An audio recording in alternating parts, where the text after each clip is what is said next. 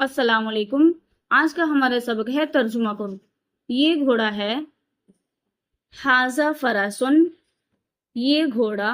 حاذل فرسو۔ جہاں پہ ہے آئے گا وہاں پہ ہمیں تنوین لگانی ہے، اور جہاں پہ ہے نہیں آئے گا جیسے یہ گھوڑا وہاں پہ ہم الف لام لگائیں گے، جیسے حاذل فرسو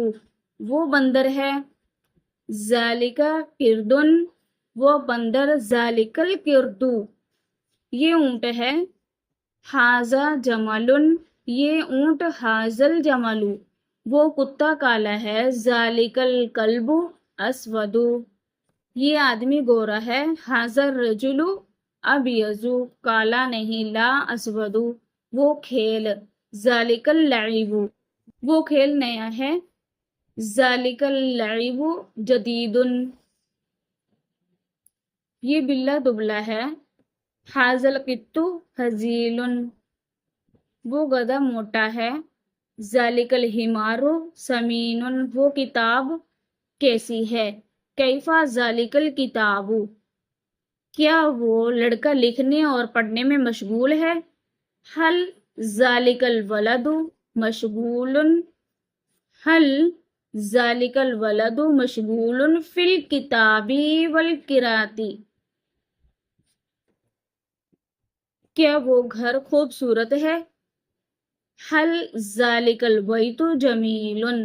حل ذالک البیت جمیل یہ قرآن، حاذل قرآن یہ قرآن عربی میں ہے، حاذل قرآن فی العربی عربی مسلم کے لیے ضروری ہے، العربی ضروری للمسلم وہ دین اسلام ہے، ذالک الدین اسلام وہ عالم فقط علم میں اچھا ہے، ذالک العالم جید فی العلم فقط، ذالک العالم ہم پیچھے سے اس کا ترجمہ کریں گے، ذالک العالم جید فی العلم فقط اور عمل میں نہیں،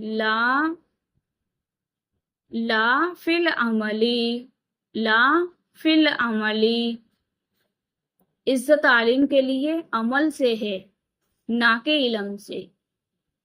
العزت للعالم من العمل لا من العلم کیا یہ مسجد ہے،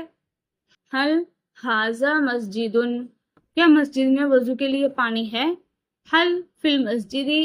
ماء للوضوء ہاں اور وہ اچھا ہے، نعم ذالک طیب کیا پانی وضو کے لیے ضروری ہے، حل الماء ضروری للوضوء۔ آج کا سبق اتنا ہی، انشاءاللہ کل ہم اگلا سبق پڑھیں گے۔ السلام علیکم۔